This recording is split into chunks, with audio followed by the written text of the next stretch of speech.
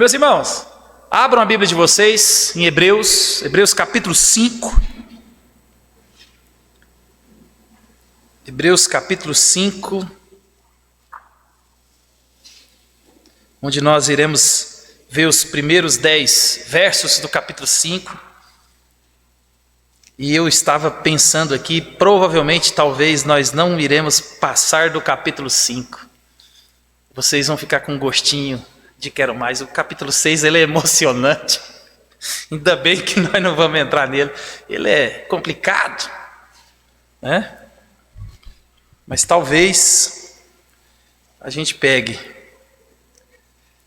capítulo 5 de Hebreus. Nós iremos ver os 10 primeiros versos, do verso 1 ao verso 10. A palavra de Deus diz assim: porque todo sumo sacerdote, sendo tomado dentre os homens, é constituído nas coisas concernentes a Deus, a favor dos homens, para oferecer tanto dons como sacrifícios pelos pecados. E é capaz de condoer-se dos ignorantes e dos que erram, pois também ele mesmo está rodeado de fraquezas. E por esta razão deve oferecer sacrifício pelos pecados, tanto do povo como de si mesmo. Ninguém, pois, toma essa honra para si mesmo, senão quando chamado por Deus, como aconteceu com Arão.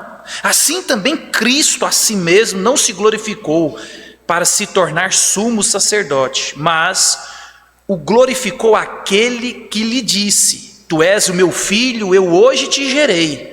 Como em outro lugar também diz: tu és sacerdote para sempre, segundo a ordem de Melquisedeque. Ele, Jesus, nos dias de sua carne, tendo oferecido com forte clamor e lágrimas, orações e súplicas a quem o podia livrar da morte, e tendo sido ouvido por causa da sua piedade, embora sendo filho, aprendeu a obediência pelas coisas que sofreu, e tendo sido aperfeiçoado, tornou-se o autor da salvação eterna para todos os que lhe obedecem, tendo sido nomeado por Deus sumo sacerdote, segundo a ordem de Melquisedeque. Vamos orar mais uma vez? Pai, a tua palavra foi lida, e que nós possamos entendê-la esta noite, que o Espírito Santo do Senhor, que é o único que pode levar a palavra aos nossos corações, abrir a nossa mente, nos dando entendimento. Faça isso essa noite, para que possamos compreender o teu texto, compreender a tua palavra, compreender a tua verdade. Nos capacite, nos ajude a compreensão. Assim oramos em nome de Jesus. Amém. Meus irmãos, um dos temas principais de Hebreus, como nós já temos visto, né, hoje é a 11ª mensagem, é um chamado à perseverança. É um chamado a persistir, permanecer na fé. Então, o autor, desde o capítulo 1, no verso 1, ele quer inculcar na cabeça dos seus ouvintes e também na nossa cabeça, que nós devemos nos manter firmes, independente da situação que nos acometa. Independente daquilo que aconteça na minha vida e na sua, nós somos chamados a perseverar na fé. Nós somos chamados a manter firme na estrada da fé, porque nós sabemos, a vida ela é complexa, a vida ela é dinâmica, e constantemente nós somos assaltados com esses desejos de abandonar a igreja, de abandonar a fé, de abandonar a Cristo.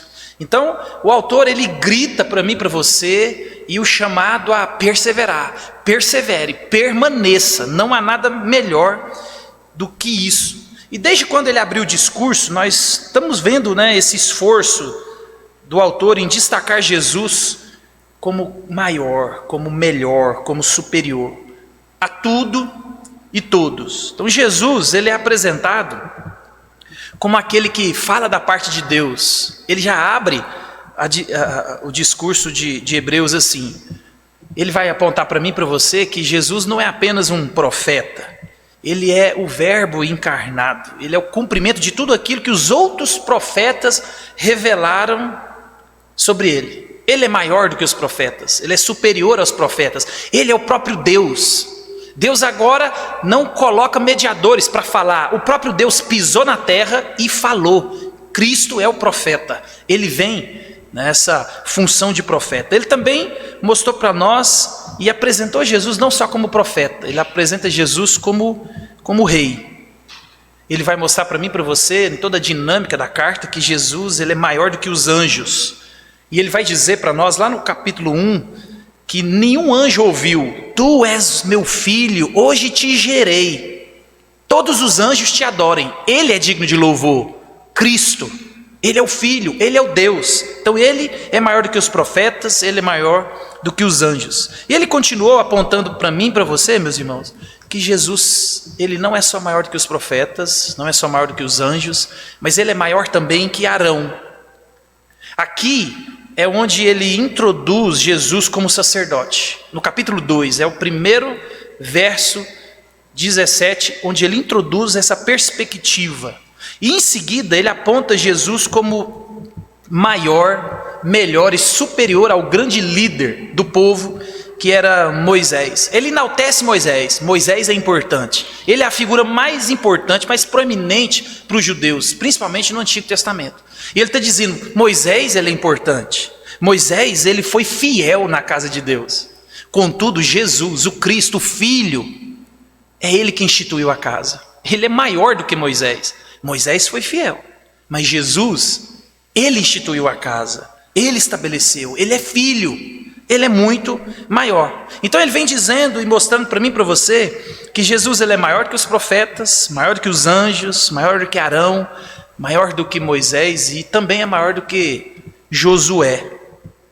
Porque ele mostrou para mim e para você, desde o capítulo 3, que Josué ele não conseguiu colocar o povo no descanso. Ele não conseguiu conquistar a terra de maneira completa. E ele mostrou que ainda falta um descanso. Ainda falta esse lugar para mim e para você que não foi conquistado por Josué. O descanso para o povo de Deus não é a Canaã terrena, é a Canaã celestial. Ainda falta esse descanso. E ele aponta para mim e para você que só Jesus, que é maior, que é melhor, que é superior, é capaz de nos dar esse descanso. Josué não foi capaz de descansar o povo, mas Jesus, o Cristo, ele é capaz de dar o descanso. Porque descanso, nós vimos, é o céu. Descanso é uma eternidade sendo desfrutada na presença contínua de Deus. E só Jesus pode fazer isso. Só Jesus é o caminho, a verdade. Só Jesus ele é o meio pelo qual nós podemos entrar na Canaã celestial. Agora, o autor ele volta ao assunto aqui do sacerdote com um pouco mais ênfase. A partir de agora, do capítulo 5 até o capítulo 10, ele vai desenvolver toda essa dinâmica do sacerdócio de Cristo. E é interessante que as cartas, ou as epístolas, que nós temos acesso nas Escrituras, elas têm a informação apenas de um lado. Então, ler as cartas, ler os livros da Bíblia, é como você ouvir alguém falando ao telefone sem ouvir o que está do outro lado. Então, imagine, você está ouvindo alguém falando no telefone e você consegue ver e perceber o que o lado de cá está falando, mas você não consegue perceber o que o interlocutor diz. Então, ler as Escrituras, ler as cartas é mais ou menos assim. Então, ao focar aqui no sacerdócio de Jesus, o autor está mostrando para mim e para você, ele está apontando que essa era uma realidade entre esses irmãos. Eles queriam voltar às práticas religiosas. É por isso que há um grito, há uma insistência de não abandone a Cristo, não abandone Jesus. Mas esses irmãos aqui, eles estavam, por causa da perseguição, por causa da situação, por causa do sofrimento e por causa de tantas outras coisas, eles estavam sendo tentados a voltar ao judaísmo, a voltar às velhas práticas religiosas. E é interessante, nós vimos isso no sermão passado de Hebreus. Todo o contexto religioso do povo judeu, ele era cheio de elementos, cheio de coisas. Então, haviam cerimônias, haviam objetos, haviam lugares, pessoas especiais. Então, imagina, todo um contexto onde era visível, palpável essas coisas. Então, todo esse sistema, ele era muito visível, perceptível, né? Mas quando nós olhamos, por exemplo, para o cristianismo, o que Jesus institui para mim e para você é ceia e batismo. Então todo aquele aparato religioso da religião judaica, ele se resume a batismo e ceia. É o que nós vamos fazer hoje, aqui depois. Então, em meio a tudo isso, esses irmãos, eles estavam sendo tentados a uma realidade visível. Eles acostumaram assim, eles cresceram assim, eles foram criados assim. A religião era algo perceptível, era algo palpável. E o sumo sacerdote, ele é o representante máximo do povo diante de Deus. Então, para o judeu convertido, há uma dificuldade em viver essa fé invisível. Então, observa, vamos mentalizar, diante de todo esse contexto em que as referências físicas estavam ao lado deles todos os dias, eles agora são tentados a olhar para o que é palpável, esquecer que Cristo Jesus, Ele é o sumo sacerdote, Ele é o representante. Então, o autor, ele vai agora apontar para essas qualificações do sacerdote, para apontar que Jesus, ele é maior, ele é superior a todas elas. Então, observe, eu e você precisamos de tomar muito cuidado com isso. Nós vemos isso principalmente no meio pentecostal e no meio neopentecostal. Crente gosta de um candelabro, crente gosta de um óleo ungido, crente gosta de uma cerimônia, crente gosta de penduricalhos. Mas você não deve esquecer que Jesus resume tudo a ceia e batismo. Você não precisa de ter nada disso na sua casa. Você não precisa de tocar um chofar, você não precisa dessas coisas. Você não tem mais um sacerdote terreno nos moldes antigos. Então reflita sobre essas coisas. O sacerdote de Cristo Jesus, ele anula, ele torna inválido tudo aquilo que é passado. E voltar a essas práticas ou reviver, mesmo com boas intenções, é pecado. É pecado. As pessoas falam, não, mas isso aqui é só para lembrar. Cuidado. O meu coração e o seu, ele é enganoso. Lembra? Nós vivemos por fé. A nossa fé, ela é invisível. O nosso Deus, ele é invisível. Mas as pessoas, às vezes, querem ter uma percepção palpável da fé. Era o que estava acontecendo com esse povo aqui. Jesus veio, Jesus morre, Jesus ressuscita, Jesus é assunto ao céu, Ele é o sumo sacerdote, Ele é o Salvador, mas parece que não está bom.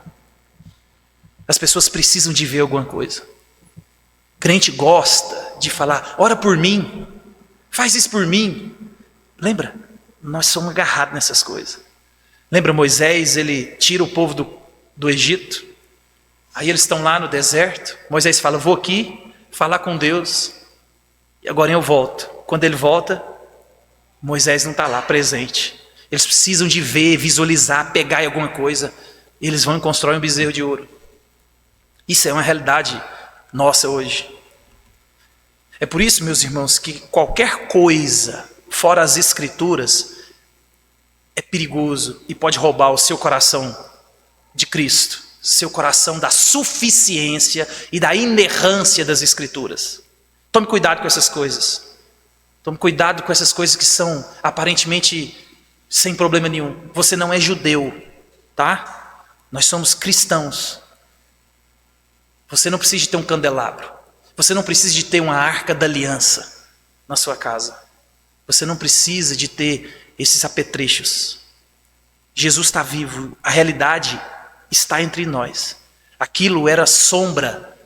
A promessa já é visível, é uma realidade. Não precisamos dessas coisas. Então, por isso que o autor agora, ele vai mostrar essas qualificações. Ele vai falar para o povo, ó, vamos ver o que qualificação precisava de ter um sacerdote. E depois ele vai, a partir do verso 5, apontar que Jesus, ele cumpre todas elas e ele supera muito mais. Porque Jesus é de outra ordem. Jesus é de outro patamar. Então observa, no verso 1 ele vai dizer assim, ó, porque todo sumo sacerdote, sendo tomado dentre os homens, é constituído nas coisas concernentes a Deus, a favor dos homens, para oferecer tanto dons como sacrifícios pelos pecados. Então a primeira qualificação ou prerrogativa para o sacerdócio é que ele seja homem. E homem aqui não é no sentido só masculino, mas homem como representante da humanidade. Quem pecou foi o homem. Quem está em rebelião contra Deus é o homem. Quem precisa de se voltar para Deus é o homem. Então, Deus ele estabelece um representante, um mediador, um sacerdote, para que ele represente esse homem diante dele. Então, ele precisava de ser homem. Ele era o representante dos homens diante de Deus. Não era anjo, tinha que ser um homem. Não funcionava outra coisa. E Deus ele estipulou a família de Arão como os sacerdotes. Então toda a tribo de Levi, eles eram responsáveis pelo culto em Israel. Então era uma tribo que não tinha terra, que não tinha posses. As outras 11 tribos sustentavam essa tribo que cuidava do culto. Então os levitas, aproveitando o ensejo, né? Levita não é quem canta, né? Tem gente que fala assim, eu sou levita. Levita é da tribo de Levi. Levita é aquele que fazia todas as atribuições do templo. Então ele limpava o sangue, ele limpava os restos, ele organizava tudo. Ele era um diácono do templo. Ele também cantava, alguns tinham essa prerrogativa, né?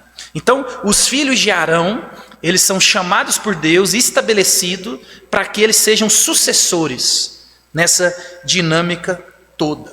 Então esses homens, eles são chamados para fazer um trabalho espiritual. Algumas versões, talvez a sua, está assim, ó, representar nos assuntos relacionados a Deus.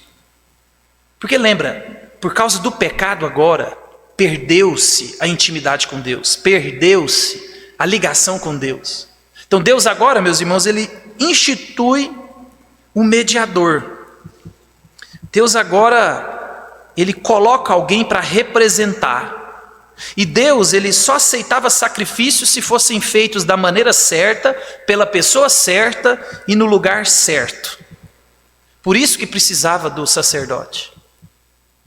Risby, um comentarista, ele vai dizer assim, ó, a própria existência do sacerdócio e do sistema de sacrifícios comprova que o ser humano estava separado de Deus. Precisava de alguém para mediar. Então, desde a queda do homem, ele estava em rebelião. Então Deus ele vem ao encontro desse homem e estabelece meios para que esse relacionamento seja restaurado. Então o sacerdócio, meus irmãos, e o sacerdote era quem media esse relacionamento. Esse trabalho agora em favor dos homens e não contra eles. Então eram os sacerdotes que ficavam responsáveis por oferecer esses dons e os sacrifícios. Então dons aqui são as ofertas de cereais, os sacrifícios são as ofertas de sangue. Então tudo aquilo que funcionava como oferta, somente o sacerdote poderia oferecer. O sacerdote ele é o mediador. Ele não é somente o representante do povo pecador diante de Deus, mas na verdade ele está trazendo de volta a comunhão com Deus através do seu trabalho e dos benefícios. Então essa era a função do sacerdote, fazer sacrifícios mediante Deus. Ninguém podia se chegar a Deus. Por isso que essa imagem do sacerdote. Então observe no verso 2 e 3, ele vai dizer assim, ó, é capaz de condoer-se dos ignorantes e dos que erram, pois também ele mesmo está rodeado de fraquezas, e por essa razão deve oferecer sacrifícios pelos pecados, tanto do povo como de si mesmo.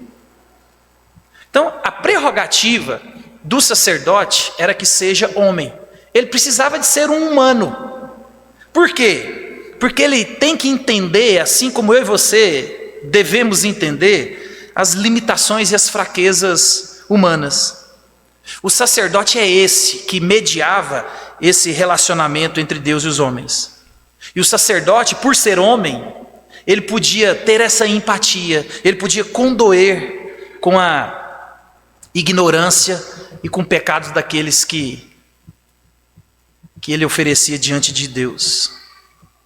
Pessoas que se achegavam, meus irmãos, diante de Deus em arrependimento, oferecendo a Deus um sacrifício. A própria oferta era um sinal de arrependimento.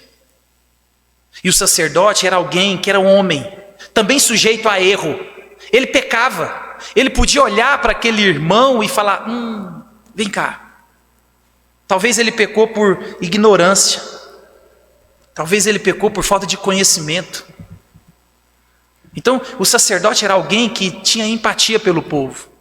Lembra, ele era um ser caído, pecador como eu e você. E talvez por causa disso, eu e você podemos errar na mão, não é verdade? Porque eu e você, muitas vezes, o sofrimento, o erro, a dor na minha vida e na sua faz o efeito contrário. Eu e você, quando passamos por dor e por sofrimento, em vez de nós olharmos para aqueles que estão passando pelas mesmas coisas e lembrarmos de Paulo, quando ele diz assim que nós somos aperfeiçoados nesses sofrimentos para sermos consolados e consolar aqueles que estão passando pelas mesmas coisas que nós. Mas não, às vezes a dor, o sofrimento causa em nós a repulsa, a falta de empatia. As pessoas falam assim: estou passando por uma luta. Isso aí é luta? Nós fazemos muito isso com os nossos filhos. Nós fazemos muito isso com essa geração. No meu tempo era muito mais difícil. Eu tive que trabalhar. Eu trabalho desde os 8 anos de idade. Então observa, o sofrimento na minha vida e na sua, às vezes, causa essa falta de amor. Nós não conseguimos olhar para o outro com empatia. Nós não conseguimos olhar para o outro como Jesus olhou. Porque o sofrimento em Jesus, ele causou algo totalmente oposto. O sofrimento que Jesus passou, e não era o sofrimento dele, era o nosso, causou nele amor, de maneira tal que ele se condói conosco. Ele entende as nossas fraquezas. E ele está cada vez mais perto de nós e nos chama a estar mais perto dele. É por isso que o sacerdote, ele precisava de ser homem. Ele precisava de entender essa realidade. Eu e você precisamos de reformar, nos arrepender disso. Eu e você precisamos entender, meus irmãos, que aonde você está, diante das pessoas que Deus te colocou e das situações que vêm a você, é para que você seja bênção. Tenha empatia. As suas experiências devem servir como canal de bênção na vida dos outros e não como desprezo, porque é isso que a maioria das vezes nós fazemos. Nós menosprezamos aqueles que estão vivendo aquilo que nós vivemos. Nós, em vez de ajudarmos, nós queremos ser juízes de Deus e não agentes de bênção de Deus. Você não é juiz. Quem disse para você que você é juiz de Deus? No seminário tinha uma frase que era assim: todo seminarista tem que sofrer. Seminarista tem que sofrer. Rapaz, tinha igreja que a gente ia, o que o cara pudesse maltratar, ele maltratava. Porque na cabeça dele ele era juiz de Deus. Ele não era agente da bênção de Deus. Ele não era alguém que fazia dos nossos dias mais leves e melhores. Não, ele era alguém que fazia dos nossos dias mais pesados. Porque ele achava que por um dia ele ter sido um seminarista e alguém maltratou, ele não quer, ele quer repetir a dose. E isso, em muitos lugares, é assim até hoje. E em todas as camadas. Então o sacerdote, ele precisava de ser homem. Jesus, ele é homem porque ele precisava de se identificar comigo e com você. Sentir o que eu e você sentiu, para que ele pudesse ter empatia, compaixão e fazer o que ele fez. Então nós somos chamados, meus irmãos, a ser um canal de bênção.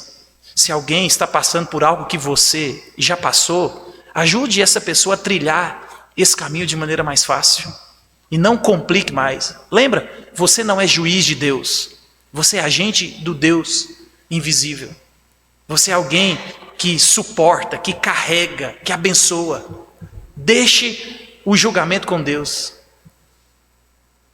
Nós precisamos de restaurar essas coisas. Então o sumo sacerdote, ele não pode ser alguém iracundo, ele não pode ser alguém nervoso, ele tinha que ter paciência. Porque ele representava Deus diante dos homens. Ele era o intercessor do povo, era quem orava pelo povo. Então, do mesmo jeito que o povo estava sujeito a fraquezas do pecado, o sacerdote também estava. É por isso que, mais uma vez, eu volto no assunto. Eu e você precisamos de ter empatia, amor pelas pessoas. Se Deus te trilhou por um caminho e está trilhando alguém perto de você pelo mesmo caminho, não faça da caminhada dessa pessoa uma caminhada mais pesada. Faça uma jornada mais leve com aquilo que você pode fazer, em todos os aspectos. Não seja alguém que seja um fardo mais pesado. Não critique, abençoe, ajude. É isso que nós devemos fazer. Então, o sacerdote ele tinha que ser compassível, amável a lidar, principalmente com a ignorância do povo. Meus irmãos, está cheio de gente na igreja que peca por ignorância. Pessoas que o próprio capítulo 5 aqui, ele vai mostrar para mim e para você e exortar contra essa falta de maturidade. Eu e você precisamos de olhar cada caso um caso, cada situação, pessoas que são ignorantes com relação à fé. E essas pessoas o sacerdote tinha que orar, orientar, receber, fazer e mediar o sacrifício. Contudo, uma coisa vale também nós olharmos para o texto, nós devemos observar que esses sacrifícios aqui eram sacrifícios cometidos por pecados de ignorância, pecados de fraqueza. Aquelas pessoas que não entendiam muito bem essa dinâmica da lei de Deus, estavam aprendendo. E aquelas pessoas que já tinham entendido, mas eles eram fracos, eram pecadores e de vez em quando eles escorregavam no tomate. Então o sacerdote ele tinha que ter essa sensibilidade para conhecer quem peca por fraqueza, quem peca por ignorância e aqueles que pecam deliberadamente, aqueles que pecam de maneira intencional. Um comentarista, com relação a essa diferença desses pecados aqui, ele vai dizer assim, a ignorância geralmente resulta de uma falta de atenção aos mandamentos de Deus, enquanto que os pecados intencionais surgem de um coração rebelde e de uma mente familiarizada com a lei de Deus. Olha tanto que é interessante. Deus, meus irmãos, ele não proveu sacrifício para aqueles que pecam deliberadamente em rebelião contra Deus. Somente aqueles que pecavam por fraqueza ou por ignorância tinham sacrifícios para expiar o seu pecado. Lembra, Tiago ele vai dizer para mim e para você que aqueles que sabem que deve fazer e não faz, nisso está pecando. É rebelião contra Deus. No capítulo 3 ele mostrou para mim e para você, quando você ouve a palavra de Deus, quando você sabe o que Deus espera de mim e de você, e você não faz deliberadamente, você já entra em rebelião contra Deus. Você chama Deus para a guerra. E o sacerdote, ele tinha que ter essa sensibilidade. Ele tinha que ter esse tino de saber quem era aquele pecador, sincero, arrependido, mas aquele que pecava declaradamente em rebeldia contra Deus. O pecado, meus irmãos, ele é danoso. É por isso que esse homem, ele era um intercessor, ele era um mediador, e ele estava rodeado de fraqueza. Não só da fraqueza dos outros, mas também da própria fraqueza. E o pecado ele é tão danoso que nós vemos histórias, de homens que foram chamados para guardar, ensinar e proteger o culto, caindo em pecados terríveis. A gente vê isso na própria Bíblia. O homem ele é imperfeito, oferecendo um sacrifício imperfeito em favor de homens imperfeitos. Eu e você precisamos, meus irmãos, entender essa dinâmica. Nós somos imperfeitos. Você não é melhor do que ninguém. Lembre-se disso. Você não é incaível. Você precisa de temer a esse Deus. Não há nenhum pecado que você não possa ser refém dele um dia. Por isso que humildade, vigilância é constante. Eu morro de medo de pecar contra a igreja do Senhor. Vira e mexe, eu ouço pastores, colegas, alguns próximos, que caem em deslize moral, deslize financeiro. E eu entro em desespero. Eu não sou melhor do que eles. Eu não sou. E eu e você precisamos entender, meus irmãos, vigilância total. Nós somos rodeados de fraqueza, nós somos fracos, dependentes totalmente do Senhor. É por isso que a doutrina da perseverança ela é boa para mim e para você, porque se dependesse de mim e de você, nós não daríamos conta. É o Cristo que nos carrega, é o Cristo que nos suporta, é o Cristo que nos salva, é o Cristo que nos capacita. Nós somos imperfeitos. Precisamos de ter essa empatia, essa misericórdia com as pessoas. E ele continua no verso 5 do verso 4. Ninguém, pois, toma essa honra para si mesmo, senão quando chamado por Deus, como aconteceu com Arão. Meus irmãos, ninguém pode se autoproclamar um sumo sacerdote. Somente Deus ele tem a prerrogativa de levantar alguém para esse serviço. A gente vê, por exemplo, nas Escrituras, lá em Números 16, os filhos de Coré, eles entram em rebelião contra Moisés e contra Arão. Eles vão dizer, por que Deus fala só com vocês? Não, Deus também vai falar através de nós. E nós sabemos a história. Eles querem tomar o lugar do sacerdócio, e Deus abriu a terra e engoliu eles vivos, com a família e todos os seus bens. A gente vê, por exemplo, Saul. Saul, ele quis intrometer onde não foi chamado. Ele quis sacrificar, ele quis fazer o papel do sacerdote. Por causa disso, ele perdeu o seu reinado. Ele perdeu toda a dinastia. O trono foi tomado da mão dele por desobediência. Ele entrou em lugar onde ele não foi chamado, ele desobedeceu a Deus. O rei Uzias, a mesma coisa. E Deus colocou lepra nele. Então, ninguém toma essa honra para si. É Deus, é quem chama, meus irmãos.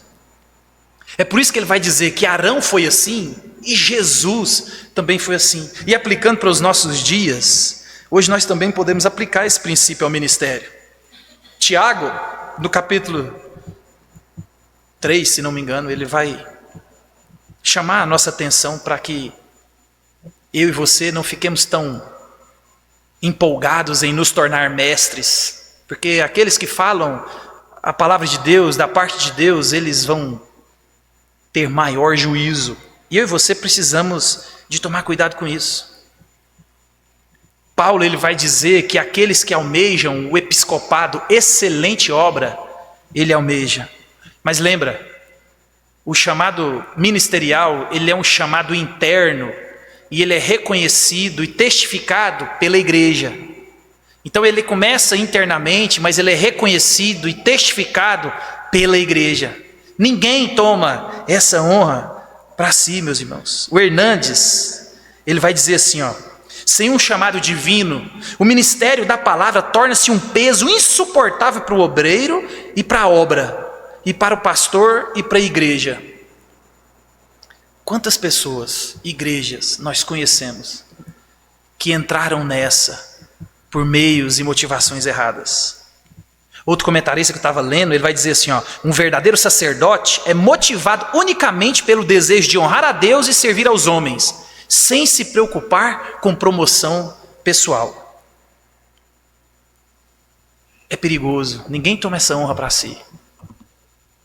Por isso que nós somos chamados a prestar muita atenção às igrejas que nós entramos, aos pastores que nós nos colocamos debaixo da autoridade deles. Eu já falei isso, nós temos mais critério para escolher cabeleireiro, oficina, mecânico, do que pastor. Tem muita gente ouvindo pastores que você não sabe quem ele é. Você não conhece a família, você não conhece a procedência. Basta ele aguçar sua curiosidade, falar algumas palavras mágicas que todos nós já conhecemos, e você coloca essas pessoas no lugar onde não deveriam estar. Ministério é coisa séria. Ministério é o lugar mais honroso que nós deveríamos entender. Então o texto está falando, ninguém toma essa honra para si. Ninguém. Somente aqueles que foram chamados. Por isso que é importante você perguntar, que igreja te ordenou? De onde você veio? Porque as ordenações hoje acontecem assim, é o prazer. Hoje temos pastores, apóstolos, bispos, temos até um patriarca no Brasil, sabia? Alguém se intitulou patriarca. Ele era apóstolo e foi para um cargo mais alto. Tome muito cuidado com isso. Porque Ezequiel 14 vai dizer que aqueles que buscam profetas vão encontrar profetas que falam as coisas que o seu coração quer ouvir. Isso é uma marca do juízo de Deus. As pessoas não gostam de pastores que falam a verdade. As pessoas não gostam de pastores que pregam o evangelho. Isso é fato. Eu já sei disso. Eu já senti algumas coisas sobre isso. Então, meus irmãos, tomem cuidado, prestem muita atenção. Vocês precisam de ter essa sabedoria. Nós precisamos de ter essa sabedoria. Então o autor de Hebreus aqui, ele falou dessas qualificações do sacerdócio levítico. E agora aqui, a partir do verso 5, ele coloca em foco Cristo.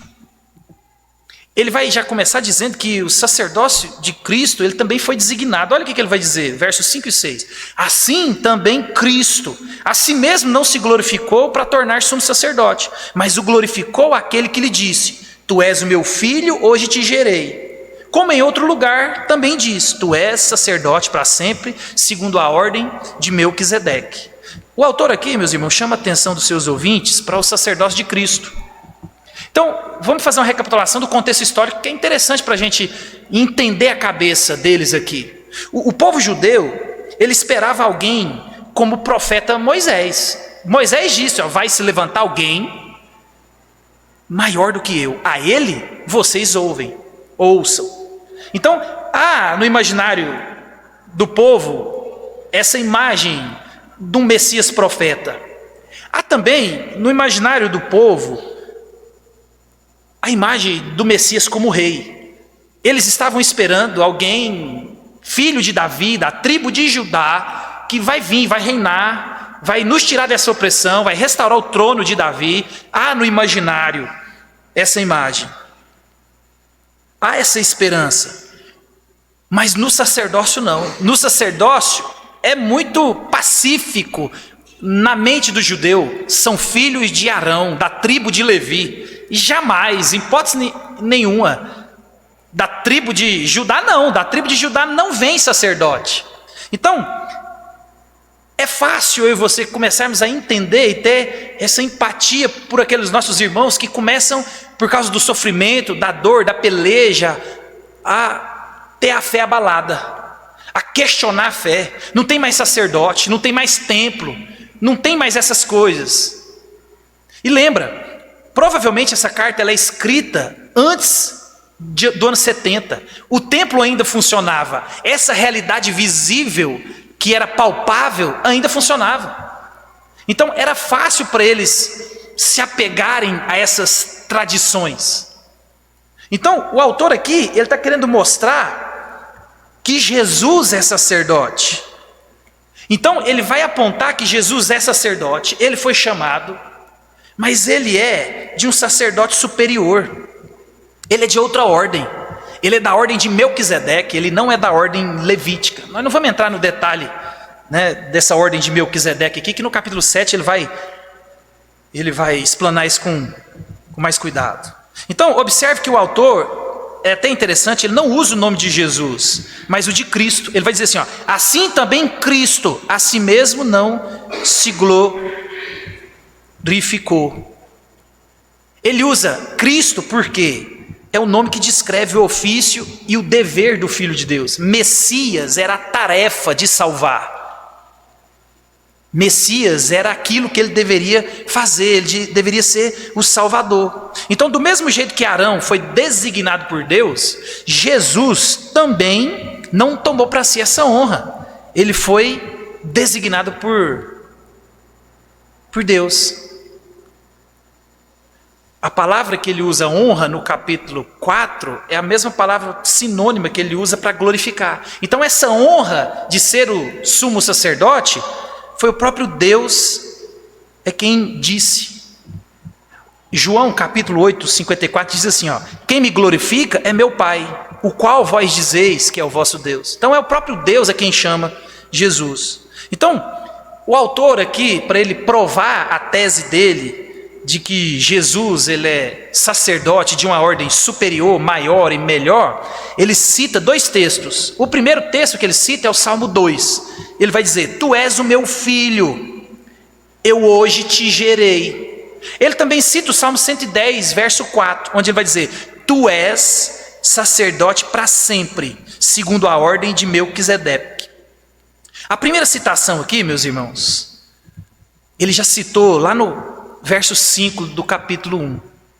Lá ele trouxe uma ênfase maior no Cristo como filho. Aqui ele quer dar uma ênfase no Cristo como sumo sacerdote. Paulo, lá no capítulo 1, verso 4 de Romanos, ele diz assim, ó: e foi designado filho de Deus com poder, segundo o Espírito de santidade, pela ressurreição dos mortos, a saber, Jesus Cristo, nosso Senhor. Então, a ressurreição, meus irmãos, ele foi o cumprimento dessa citação aqui do Antigo Testamento. E é a ocasião da sua escolha aqui para mostrar que Jesus, ele é o sumo sacerdote e ele entrou nos céus. Ele tem o direito. E é interessante que Melquisedeque, ele aparece nas Escrituras a primeira vez lá em Gênesis 14. Lembra? Quando Abraão vai guerrear contra os reis e ele ganha. E aí quando ele volta, ele presta um sacrifício e dá o dízimo de tudo. Olha tanto que é interessante. Gênesis 14, ele cita Melquisedeque, ele não dá nenhuma informação sobre Melquisedeque. Mais de 1000 anos depois, com Davi, citando o Salmo 110, sem qualquer explicação, ele de novo, falando a respeito do Messias, um salmo messiânico, ele vai dizer que Cristo vai ser entronizado, e no verso 4 ele informa que também esse rei, o Messias, ele é da ordem de Melquisedeque, um sacerdote e rei, na mesma pessoa. Sem muita informação. É por isso que no verso 11, ele vai dizer assim, ó, se você olhar aí, ó, a esse respeito, temos muitas coisas a dizer, e difíceis de explicar. Ele está introduzindo aqui assuntos que são complicados. O profeta Zacarias, lá no capítulo 6, do verso 13, diz assim, ó, ele mesmo edificará o templo do Senhor e será revestido de glória. Assentar-se-á no seu trono e dominará, e será sacerdote no seu trono, e reinará perfeita união entre ambos os ofícios. Então observa, é claro no Antigo Testamento, a profecia se cumpriu. Cristo é o sumo sacerdote, não da ordem levítica, mas da ordem de Melquisedeque. Ele não é filho de Arão. Ele é o Filho de Deus.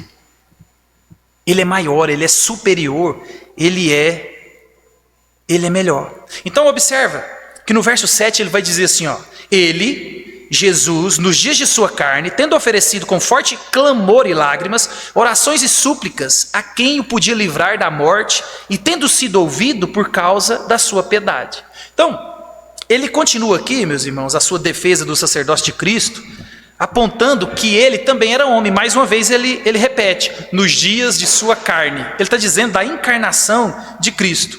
Jesus, ele se fez carne, ele cumpre esse requisito.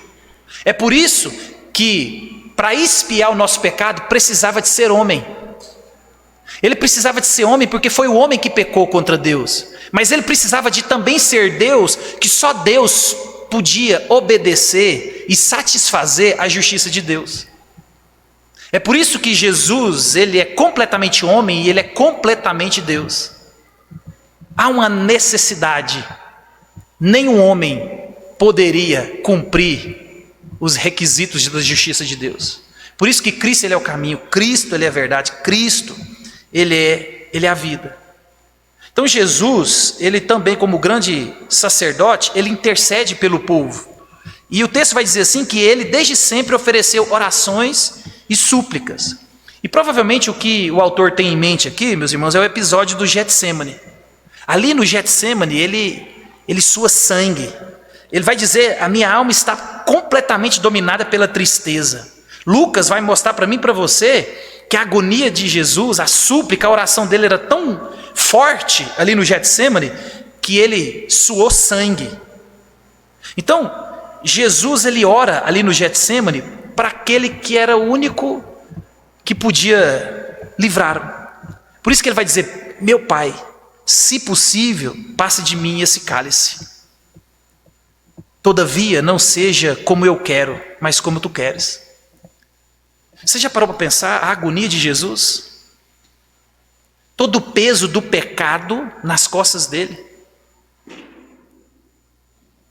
Toda a maldição do pecado nas costas dele. Você acha que Jesus estava agoniado só porque ele ia morrer? Não, meu irmão. É porque o pecado estava todinho nas costas dele. Um autor que eu estava lendo, ele vai dizer que Jesus literalmente viveu o inferno. Essa separação do Pai. É por isso que Jesus, ele é o nosso sumo sacerdote, ele é o nosso representante, porque ele viveu isso para que você apenas sentisse. Jesus viveu a separação. Jesus viveu a condenação para que você apenas sentisse. Porque é isso que eu e você sentimos. Nós sentimos a culpa do pecado, nós sentimos que Deus não está lá do outro lado, nós sentimos que nós estamos sozinhos na jornada, mas nós só estamos sentindo. A realidade, quem sentiu e viveu foi Cristo. E Ele viveu para que você só sentisse. Por isso que eu e você somos chamados a depositar nossa fé nele, descansar nele, para que você também não venha viver. Porque nós ainda somos falhos. E ele orou, e ele foi atendido pelo Pai. Aí você pode dizer, mas como que ele foi atendido? Ele morreu, tá. Mas Deus não o livrou da morte. Deus o livrou de permanecer na morte. Atos 2:24, Pedro vai dizer assim, ao qual, porém, Deus ressuscitou, rompendo os grilhões da morte, porquanto não era possível fosse ele retido por ela. O grande sumo sacerdote Jesus, meus irmãos, ele foi o sacrifício para que a maldição fosse removida. Ele é o sacerdote, ele não só oferece o sacrifício, ele é o próprio sacrifício. Por isso que ele é maior, ele é melhor, ele é superior.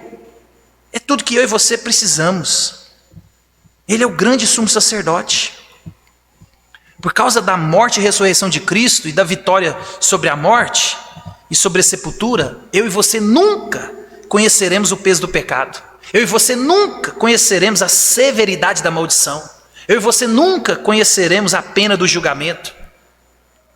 Eu e você nunca conheceremos o significado da morte eterna e do inferno, porque Cristo experimentou por mim e por você. Jesus, meus irmãos, é o nosso sumo sacerdote, e ele foi capaz de interceder por nós, se sacrificar por nós. Ele cumpriu a vontade do Pai. Lembra? Que não seja feita a minha vontade, mas a do Senhor. É por isso que nos versos 8 a 10 ele vai dizer assim, embora sendo filho, aprendeu a obediência pelas coisas que sofreu, e tendo sido aperfeiçoado, tornou-se o autor da salvação eterna para todos os que lhe obedecem. Talvez você olhe para esse texto e fale, tem alguma coisa errada? O Cristo, o Deus encarnado, ele aprendeu alguma coisa? Ele foi aperfeiçoado? Aprender a obediência aqui, meus irmãos, é experimentar toda essa extensão e profundidade do sofrimento que ele, como Salvador, exigiu de si mesmo e ao qual ele submeteu, a fim de assegurar a redenção para o seu povo. A ideia da obediência de Deus aqui, dele aprender a obediência, é porque lembra, Jesus ele se encarnou, ele foi uma criança, então ele aprendeu, ele desenvolveu maturidade. Nem todas as vezes que você corrige seu filho é porque ele pecou, mas é porque ele é imaturo, ele está aprendendo. Então a dinâmica de Jesus encarnado, ele está obedecendo e o reflexo dessa obediência vem sofrimento. É por isso que a gente entende que Paulo vai dizer que aqueles que querem viver piedosamente serão perseguidos, vão sofrer, porque a obediência, ela pode gerar em nós dor e sofrimento. Porque lembra, você está na contramão do mundo, e Cristo, ele é o obediente. Lembra, Paulo vai dizer que pela desobediência de um só, todos nós nos tornamos pecadores, mas pela obediência também de um só, muitos se tornaram justos. Cristo é o nosso Salvador. Jesus, então, ele é a fonte da nossa salvação. Por isso que ele vai dizer, então ele é o autor da salvação. Ele viveu tudo aquilo, ele é um sacerdote. Ele viveu na nossa carne, sofreu tentação. E Jesus, como nós vimos no sermão passado, ele conhece o peso da tentação. Você e eu não conhecemos o peso da tentação. Por quê? Porque nós cedemos à tentação. Eu e você não sabemos o peso da tentação. Mas Jesus, ele conheceu a última gota do peso da tentação, porque ele não cedeu. É por isso que ele pode agora, depois desse aperfeiçoamento, ele se identificou, ele viveu tudo que tinha que viver, ele pode e é o único autor e consumador da nossa salvação. Ele é o autor da salvação, meus irmãos. É Cristo, somente Ele. Jesus, Ele é a fonte. Você deve ter ouvido aquele ditado: todos os caminhos levam a Deus. E é verdade. Estava refletindo sobre isso e eu descobri que é verdade. Todos os caminhos levam a Deus. Porque o próprio autor de Hebreus vai dizer que a todos está designado morrer uma só vez. Depois disso, vem o juízo. Então todos os caminhos levam a Deus, porque o dia que você morrer, a primeira pessoa que você vai encontrar é Jesus. Então todos os caminhos levam a Deus, que independente do caminho que você percorrer, você vai encontrar com Jesus. Agora, só um caminho leva à salvação eterna. Só um caminho leva ao céu. Só um caminho leva a um relacionamento eterno com Cristo Jesus, com Deus e a sua igreja. Esse é Jesus Cristo. Não há outro caminho, não há outra solução, não há atalho. É Cristo Jesus, meus irmãos. É Cristo Jesus. Somente Jesus leva ao céu. O caminho para a eternidade, alegre, sem dor, sem choro, sem sofrimento, só tem um caminho. É Cristo Jesus. E Ele é o autor da salvação. Ele deixa um detalhe aí no texto, no verso 9. Para todos os que obedecem. Olha que interessante. O F.F. Bruce, um especialista no Novo Testamento, ele vai dizer assim, ele descreve esse conceito de obediência adequada aqui, assim, a salvação que Jesus obteve é dada a todos os que lhe obedecem. Há alguma coisa apropriada no fato de que a salvação não foi obtida pela obediência do Redentor, deva estar disponível para a obediência do redimido. Ou seja, ele foi obediente. Aqueles que se identificam com a obediência dele, esses também são salvos. Por isso, meus irmãos, que não há uma vida que você possa viver do jeito que você quer. Ele é o autor da salvação, o único caminho da salvação daqueles que obedecem, daqueles que sabem o que deve fazer e fazem ou não fazem. Porque não há expiação para pecados daqueles que pecam deliberadamente, sabendo o que deve fazer, que atitude tomar. Porque se você peca voluntariamente, você é um rebelde. Você não aceita o sacrifício de Cristo. Por isso que Jesus vai dizer que aqueles que me obedecem são os que me amam. Há algo para fazer. Você não é amado porque obedece, mas você obedece porque ama. Muda a motivação. Porque senão vira religiosidade, senão vira uma troca. Por isso que é importante uma vida, meus irmãos, em obediência. E essa obediência não é para obter salvação. Essa obediência ela é uma resposta sincera, alegre daquilo que Cristo conquistou na cruz. Para mim e para você. É por isso que não é pesado. O fardo é leve. É suave. Por isso que nós temos que olhar para Jesus, meus irmãos, com alegria, com entendimento. Cristo é o autor da nossa salvação. E Ele é o autor da nossa salvação segundo a ordem de Melquisedeque. Ele é para sempre, porque Ele nunca pode ficar melhor. Por isso que Ele é maior, Ele é superior. O sacrifício de Cristo, Ele é perfeito. Ele não fez um sacrifício, Ele é o próprio sacrifício. É por isso que eu e você somos chamados a olhar para Jesus. Ele é o autor, Ele é o consumador da ordem de Melquisedeque. Rei de Salém, rei de justiça, sem genealogia. É o próprio Deus. Ele que é o autor da nossa salvação. Por isso que nos capítulos seguintes ele vai dizer, se você rejeita Cristo, acabou para você. Não tem nada melhor do que Cristo. Cristo é o melhor. Rejeitar a Cristo é rejeitar a salvação. É rejeitar a única possibilidade, meus irmãos, de vida eterna. É por isso que no verso 14 do capítulo 4 ele vai dizer assim, tendo pois a Jesus, o Filho de Deus, como grande sumo sacerdote, que penetrou os céus, conservemos firmes a nossa confissão, Porque não temos um sumo sacerdote que não possa compadecer-se das nossas fraquezas. Antes, ele foi tentado em todas as coisas, a nossa semelhança, mas sem pecado. Acheguemo-nos, portanto, confiadamente, junto ao trono da graça, a fim de recebermos misericórdia e acharmos graça para o socorro em ocasião oportuna.